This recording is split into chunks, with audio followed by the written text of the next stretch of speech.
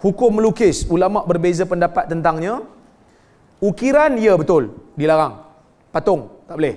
Tapi kalau lukisan tu lukisan tanaman yang tak ada roh, pokok, gunung, sawah, yang ni sepakat dibenarkan. Tapi kalau lukisan itu lukisan benda hidup, yang ni ulama berbeza pendapat, kerana ada satu riwayat Nabi tak bagi lukis, Nabi tak bagi taswir, Nabi tak bagi buat bentuk yang dihasilkan oleh tangan, illa raqman fi thawb, melainkan sesuatu yang latar di atas kain. Maksudnya lukis boleh, tapi ada juga riwayat yang Ibnu Abbas tak bagi. Maka sebab itu ulama berbeza pendapat. Syekh Qardawi dia mengatakan lukisan ni kalau dia benda hidup, dia mengatakan kalau tak harus pun makruh, dia tak sampai kepada tahap haram. Kenapa? Kerana benda ni, terutamanya bila gambar tak penuh lah, gambar yang macam Hanafi, sebahagian ulama Hanafi dia kata nak boleh potret ni, lukis yang mana kalau dijelmakan di alam realiti benda tak boleh hidup. Contoh macam sekarat ni, mana ada orang boleh hidup kalau sekarat ni tinggal badan dia, jantung tak ada. Itu sebahagian ulama lah, sebab mereka menggunakan hadis yang Nabi kata setiap orang yang ukir ke bentuk sesuatu yang ada roh, di hari kiamat nanti Tuhan akan kata pada dia, ahyu ma khalaqtum, hidupkan balik apa yang kamu cipta. Maka mengambil semangat hadis tu, mereka kata Tuhan akan suruh hidupkan bila mana dia mampu hidup.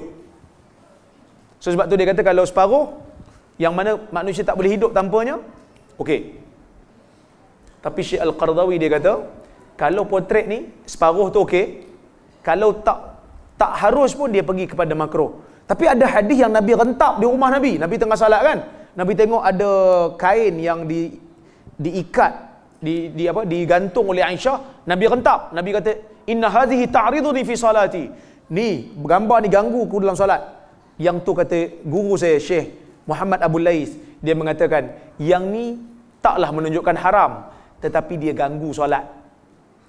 Sebab tu Nabi rentap. Dan rumah Nabi tak layaklah ada benda ni. Nabi kan benda makruh bagi dia pun buruk, sebab dia Nabi. Benda makruh bagi dia pun tak layak, bagi sebab tu Nabi rentap. Tapi tu kalau gambar potret lah.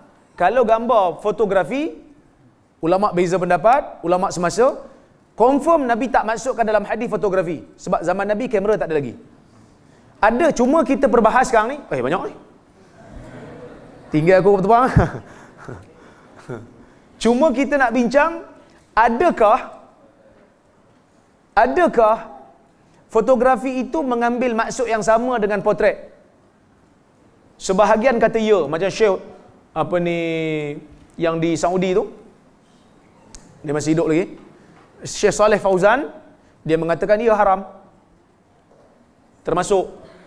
Tapi majoriti ulama hari ni kata tak, fotografi tak termasuk, sebab fotografi dia bukan lukis, dia cuma tangkap bayang, seperti mana kita duduk depan cermin, dia hanya memantulkan bayang saja, maka tidak haram lah. So hari ni saya punya pendapat fotografi tak termasuk dalam larangan. Okey, cuma kena tengoklah, nak gantung tu jangan, kata Syekh Qardawi, jangan gantung fotografi orang yang boleh menyebabkan kita buat benda jahat, ataupun gantung orang yang boleh menyebabkan kita jadi hulu dan melampau pada dia. Gantung gambar sendiri, okey lah. Gantung gambar sendiri kan, dia tak ada hulu, nak hulu apa, aku sendiri. Kita gantung gambar sendiri, hebat sungguh dia ni, ada? Tak ada kan.